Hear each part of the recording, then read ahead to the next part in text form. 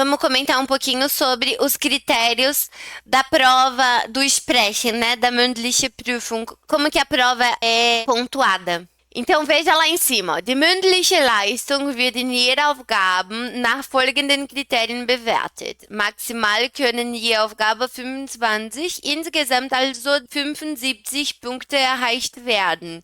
Isso significa que a prova ela pode valer um total de 25 pontos, isso a gente já sabe, né? E dentro desses 25 pontos são considerados esses critérios que a gente vai ver aqui na sequência. E a gente precisa ter em mente por quê? Um exemplo. Às vezes a gente acaba ficando muito focado na gramática. Daí não tem o ritmo da prova. E aí você acaba não perdendo o ponto no terceiro critério ali, que é o formale Richtigkeit, mas você acaba perdendo ponto nos outros critérios. Então a gente vai observar com delicadeza o que é cada um dos critérios, para aí a gente chegar à conclusão do que vale a pena a gente se dedicar um pouquinho mais, um pouquinho menos, tá? Então eu vou abrir aqui bastante, peraí. Olha lá, começando então com Ausdrucksfähigkeit. Ausdrucksfähigkeit em português significa habilidade de expressão, capacidade de se expressar. Aqui, olha só o que é levado em consideração. Primeiro, dem Inhalt, o tema. A pessoa conseguiu respeitar o tema?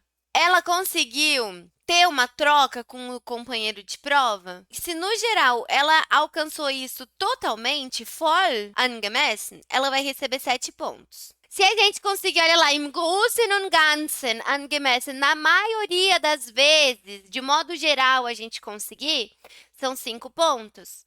Se kaum noch acceptável, que foi o que aí bastante gente recebeu um 3, que foi assim, não conseguiu totalmente, mas passou, passa. 3 pontos.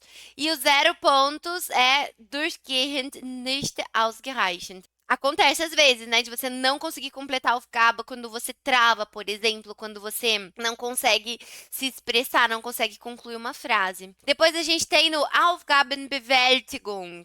A gente tem que prestar atenção. Se vocês estão falando flüssig, se existe uma coerência, se está vindo com uma linearidade, o raciocínio. Olha que importante esse ponto aqui, ó. Werden Gesprächsstrategien verwendet?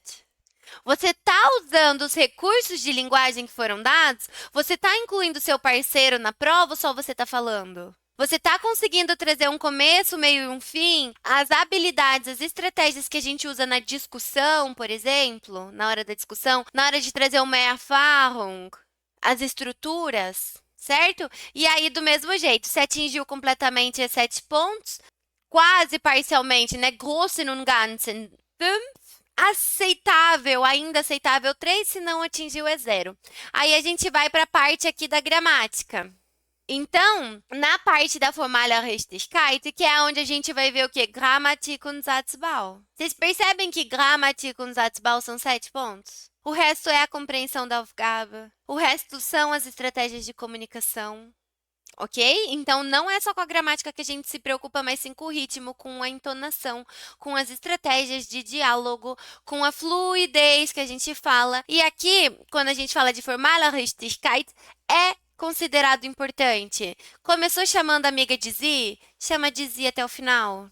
Porque se não souber usar essa formale Richtigkeit, é descontado ponto. A questão da gramática e da estrutura da frase também é super importante. E aqui a gente percebe que, olha lá, ó, die Teilnehmende macht. Die mündliche Äußerung enthält keine oder nur verhaltende Fehler. Das heißt, a pessoa quase não errou ou errou só uma coisinha. Por exemplo, na prova da Ana, ela usou o perfect com haben ao invés do sein.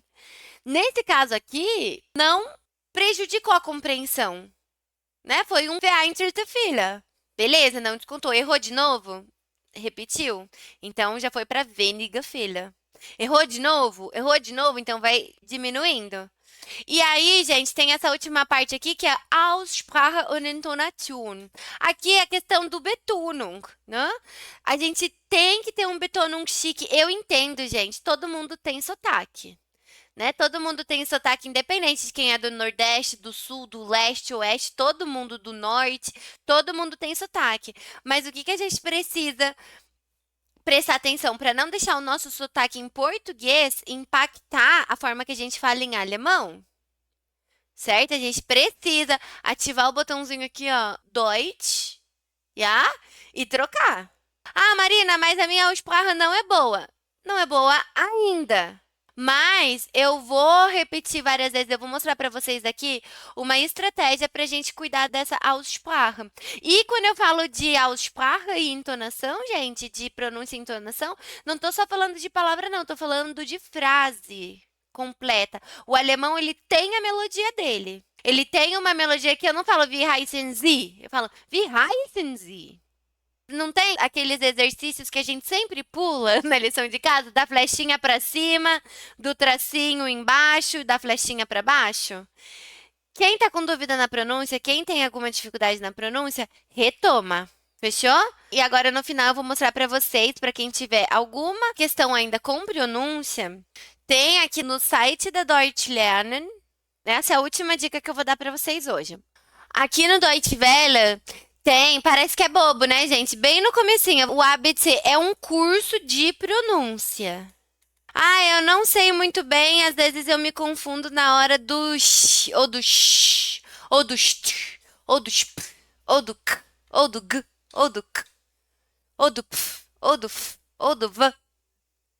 Tem treinos para cada um dos ditongos, para cada uma das vogais do alemão. Eu sugiro que quem queira refinar a Aussprache entre e acesse esse curso. É chato, ele é bem chato. Ele tem uma cara meio bobinha aqui, tadinho. Ele fica repetindo, mas ele faz com que a gente aprenda muito bem as pronúncias. E ele vai indo do yak, yak, yogurt. Ele faz você repetir, ele faz você se atentar a cada um dos detalhes. Ó, é esse vídeo. E aí, vocês podem ir refinando a pronúncia de vocês. Tá bom? Outro ponto, Marina, não sei se minha pronúncia é boa, não sei se eu tô indo pelo caminho certo. Faz o seguinte, abre o teu celular, abre o Google Tradutor ou sei lá, quem tem o iPhone aí, aquele translator do iPhone mesmo. Abriu, você consegue colocar ali para você falar o microfone. Então você coloca lá e você vê se o aparelho no ChatGPT, sei lá, no Google, em qualquer um que dá para você colocar o microfone, você fala em alemão e você vê se ele vai escrever o que você está falando. Porque se o software te entender, quem é o avaliador do TELC, né? Então abre lá, tem aqui, ó, Translate, esse traduzir.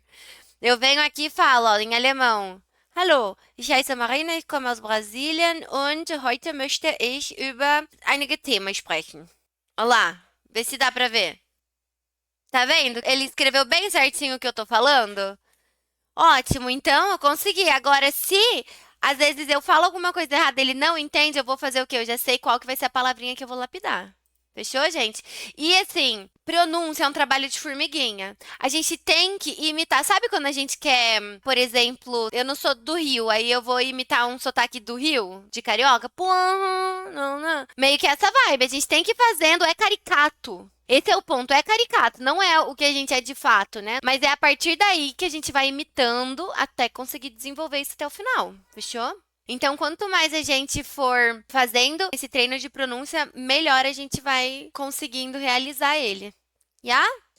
Então é isso, pessoal. Espero ter ajudado vocês. Desejo uma ótima prova para todos vocês. Bis dann.